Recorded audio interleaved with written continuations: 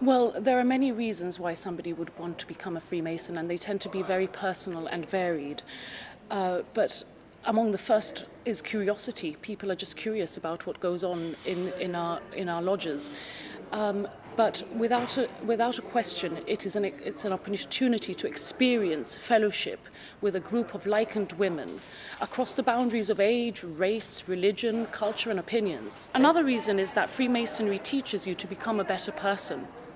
Our ritual ceremonies use symbolism and metaphors which encourage and remind us to appreciate principles, morality and ethics, and to live our lives accordingly.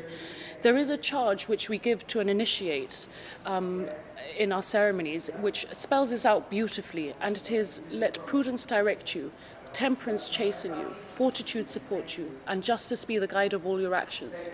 Be especially careful to maintain in their fullest splendour those truly Masonic ornaments, namely benevolence and charity. And those two, benevolence and charity, are the most beautiful secrets in Freemasonry. Our charitable efforts we do in a very quiet way, and we also support our members and their families in times of need. Historically, we have grown up with separate organisations, and the men have always had in their constitutions that they would not become a mixed, that they would not allow women in. So what they've done as a compromise, they have acknowledged that the women's Grand Lodges based in the UK are regular in their practices, and that is as near as they will go.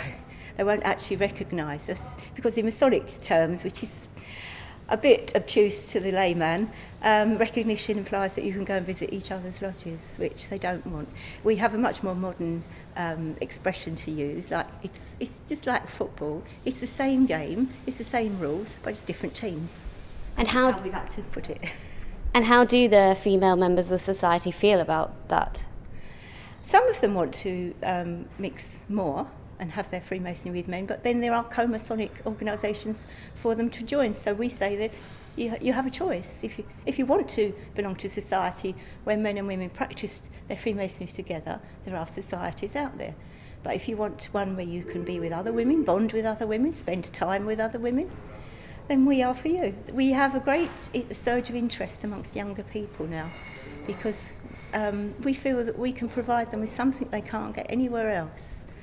And I would like to reassure people that we are not a religion. We do not attempt to replace anybody's religion. In fact, Freemasonry is a place where people of different religions can meet and get on with each other without their differing beliefs getting in the way.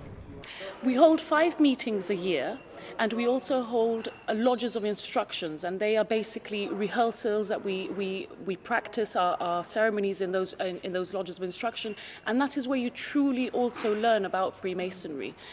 But we understand what you put into Freemasonry is what you get out of it, and we understand and appreciate that there are other commitments that people may have, and that you need to strike the right balance between your family and your work and your other commitments. So we understand that. We also hold social events throughout the year, and it's an opportunity to get together in an informal setting, have fun and raise money for the charities we admire.